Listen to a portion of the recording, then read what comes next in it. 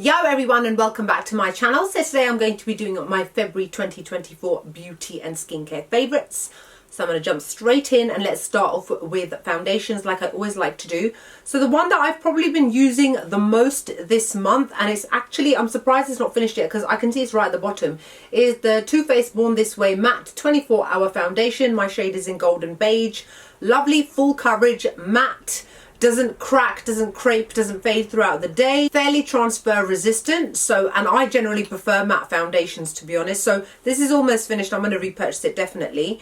And then the one that I'm wearing on my face right now is the GIVENCHY Prisme Libre Skin Caring Matte. So again, it's another matte foundation, but this one is a medium coverage matte, which also contains skincare ingredients. My shade is 4-W280. So what I like about this is that it still gives me that coverage if I want to build it up a little bit. It doesn't feel heavy on the skin and it doesn't feel cakey or anything like that. It makes me look really naturally, nicely matte. Because we're still in winter at the moment, my skin's been super dry as a result of some of the skincare I'm going to be sharing with you guys. I still wanted to retain that matte look to the face, but without my face looking kind of dry. And that's why I really like this, as it's almost got like a serum whipped kind of consistency, which blends onto the face really nicely and stays looking flawless all day. The KVD Beauty Good Apple Serum Concealer. This is almost finished as well. This was my ride or die last year and I still absolutely love it. My shade is in medium 129. It's leaking, it's leaked because it's almost finished, so it's like gunky and a bit messy. Now I'm wearing it on my under eyes today,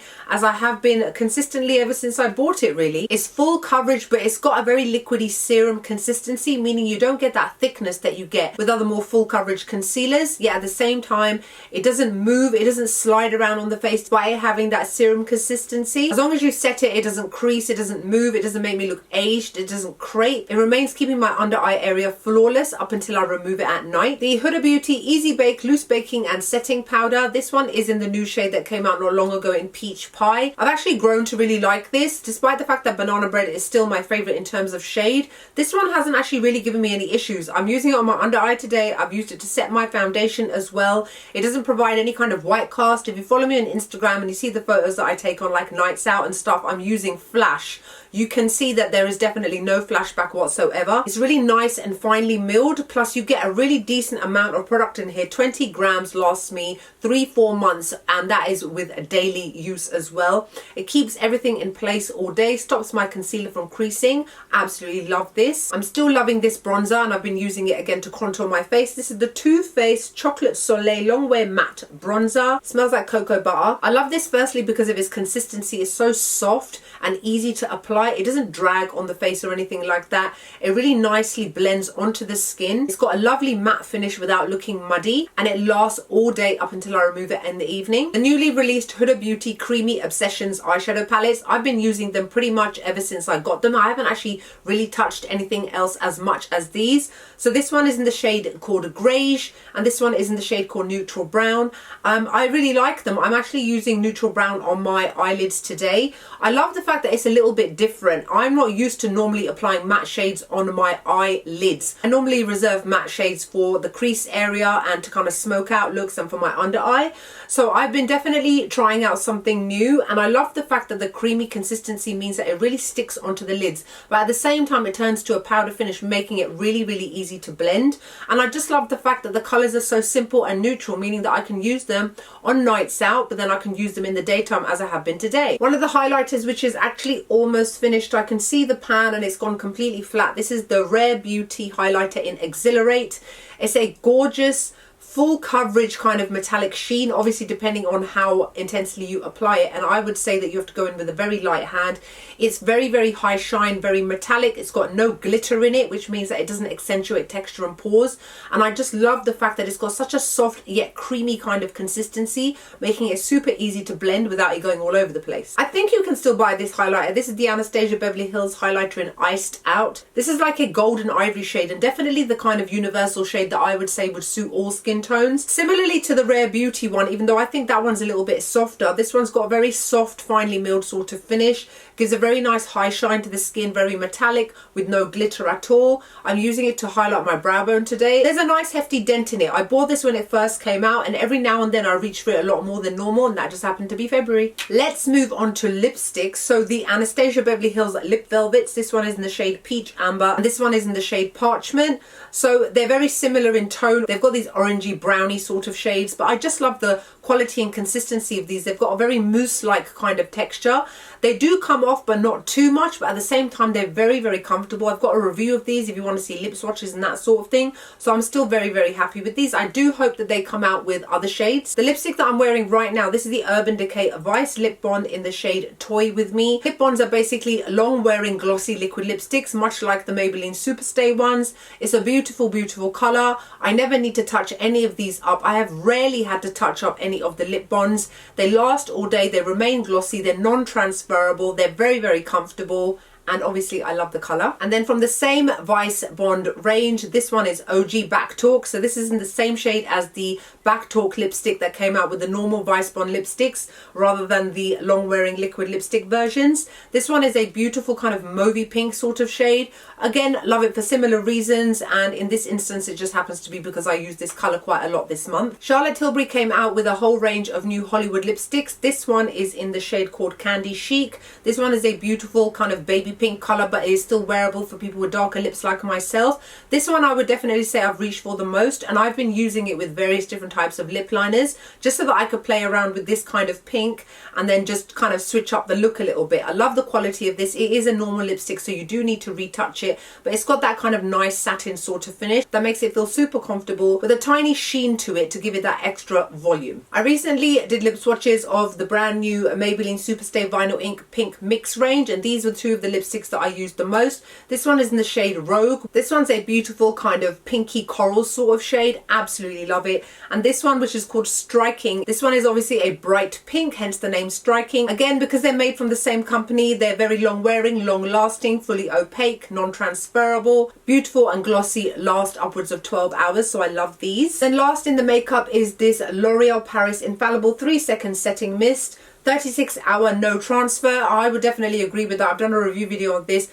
I've actually nearly finished this, and I've known to use it in my hair as hairspray a few times, because if you get too much on your face gets quite tight because it's got a lot of alcohol in here. However, it does the job you need it to do. Just make sure you hold it far away enough and then lightly spray it around your face and then let it set, and it will make sure to lock everything in place all day. So this is a great product. Let's now move on to skincare, shall we? So I'm still loving the Wishful Get Clean 2% PHA and Sea Moss Gentle Foaming Cleanser. This one I tend to use every morning. It's very nice at removing all the impurities from the night before, as well as any skincare from the night before. Even though it's got 2% of PHA, I still find it a very mild cleanser, but then it does say it's a gentle foaming. It's not one that foams up loads. It's got like a gel type of consistency, but it really cleans the skin and makes my skin feel lovely and soft afterwards. Now, I know some of you have been waiting to hear about my review of this, and I will do a thorough one. I've been using it for almost a month. I want to just use it for over a month before I do a proper in-depth review of this. This is the latest product from Wishful by Huda Beauty. This is the Eggplant Exfoliator. This is 9.5% AHA, BHA, PHA, Pore Clarifying Daily Toner. It is very, very potent, very, very strong, and 9.5% of acids is quite a lot. So for those of you out there that may not be accustomed to it, you may want to hold back and maybe just start with 2%, 3% before you build up to 9.5. It contains alpha hydroxy acid, so you have to obviously make sure you use sunscreen. And if you're not using sunscreen in 2024, why? So as you can see, I've used about that much of it, and I use it every night. I personally find that I would prefer not to use this during the daytime when I'm more likely to go into the sun as well. After using it, I'd rather use it at night. It's got a slightly heavier texture in terms of its liquidness, if that's a word, its viscosity, and it also leaves a slight film on the face, but it does eventually settle down, which is why I prefer to use it at night when I've got time to do that. Now, it's meant to unclog your pores, therefore reducing the appearance of them, containing lactic acid as well as glycolic acid, which are acid exfoliants, and therefore it's meant to give you a much healthier glow, which I would definitely say it has done. And I've also noticed some blackheads, that some small ones I had on my nose have disappeared ever since I started using this. And salicylic acid is obviously there to reduce sebum levels, oils to make your skin less oily, and it's really great for people that have got acne prone skin. So look out for my review of this, but so far so good. I'm actually really liking using this. Another toner which shouldn't be a surprise because I've been using it consistently over the past couple of months, and it's actually at the bottom now. I have got a backup. It's the Good Molecules Niacinamide Brightening Toner. Obviously it contains niacinamide, which is there to brighten the appearance of dull skin, unclog your pores, reduce the appearance of your pores. It contains arbutin as well, which is a form of vitamin C, which is there to help reduce hyperpigmentation, dark marks, spots, sun damage. It is an excellent product, you guys. There is a reason why this is like my third, fourth bottle, whatever it is. I use this in the daytime and I use the Wishful one at nighttime. Now, halfway through February, I started using this product, which I've actually had for a while, but I hadn't opened it yet. This is the Eyeshadow Blemish Care Up Serum. This is one of the most popular, most best-selling items for Olive Young and has been for many years. It's got a very lightweight gel type of consistency. It comes out as a gel, but your skin drinks it up, which is why I tend to use this in the morning. It contains Rose Damascena flower water, as well as oil, as well as extracts, blueberry extract. But its important ingredient, I would definitely say, is arbutin, which is again another form of vitamin C. And that's the reason why it's so popular. It's a blemish care serum. So for those of you that have got blemishes, you've got hyperpigmentation, dark marks, scarring, that sort of thing, this is a great product to use. So far, I would say I've been very happy with it. I can see why it is a bestseller. And in the evening, I've been playing around with these two serums here. This one is the Perito Centella Green Level Buffet Serum. This is actually halfway finished. This is another kind of gel type of consistency, very lightweight, sinks into the skin very fast. Contains 49% of Centella Asiatica extract, Asiatic acid, Madagascar acid. I'm so bad at pronouncing these words. It's basically a nutritional serum for the face. It's supposed to help improve your skin's texture as well as blemishes. The reason it's called a buffet serum is because obviously it contains so many ingredients that combine together to be able to give you beautiful skin. Perito is one of those clean beauty ones, even though I don't like that term. It has very clean kind of ingredients. So this one is a great product to use that I've been loving for a few months. And another one that I've been using recently is the By Wish Trend Blue Oasis Aloe Hydrating Serum. This is again very lightweight, very liquidy, sinks into the skin super fast. I tend to actually layer these both. I've been using this product beforehand, and this has got so many acids in it that I don't need to apply any more to my face. So this actually contains 70.6%, very specific, but I'm reading it off the box, it's easier that way, of polysaccharide that was carefully extracted from aloe vera leaves. It's very hydrating, you guys. For those of you that have got super dry winter skin like I have at the moment, your skin will drink this up. That's the main reason that I've been using this so much. When my skin's been feeling dry from the acid use, from the winter, from the cold wind, I love to nourish my skin with more hydrating ingredients, and that's why I've been really loving using this. For the daytime moisturizers, I've been using this By Wish Trend Propolis Energy Balancing Cream. It feels like it's nearly finished. Propolis extract is rich in antioxidants, and it's also known for its soothing anti-inflammatory effects. It's very light and refreshing to use on the face, and it's great to use as an everyday moisturizer for all skin types. And then this one here, which is the Isntree Hyaluronic Acid Aqua Gel Cream. It contains 5 types of hyaluronic acid. Hyaluronic acid is there to nourish and hydrate your skin. It's non-sticky, but it's definitely great for people that have got super dry skin and winter dry skin like I have at the moment. Or if you've been using acids and you've got peeling and you've got dryness, you would definitely benefit from using this. It's very nicely moisturizing, but it's not sticky at the same time. My skin feels like velvet afterwards. I've got 2 nighttime moisturizers. I don't know why I keep them in their boxes. It's just sometimes to remind myself about what the ingredients are. So this one is the Inky List Bioactive Ceramide Repairing and Plumping Moisturizer. I've actually nearly finished it. I've been loving using this, you guys. It is so good, so nourishing, nice and rich, but at the same time not sticky and heavy. It's great for people that are trying to prevent the signs of early aging, or those that have started to show the signs of it and want to kind of reduce it, as it contains ceramides, which are known for visibly smoothing and plumping and firming up the skin. And then this cream right here is from By Wish Trend. This is the Vitamin 75 Maximizing Cream. This contains 75% of vitamin water extracted from sea buckthorn trees, and it says in brackets vitamin tree. I've never heard of a vitamin tree. And natural oils that contain vitamin E, which purifies and revitalizes the skin. So for those of you that aren't aware, if you use vitamin C on your face or ingredients like arbutin, if you use a vitamin E cream on top, it doubles the efficacy of the vitamin C itself. So you will notice your hyperpigmentation, your dark marks and scars and that sort of thing fading a lot faster if you use something like this.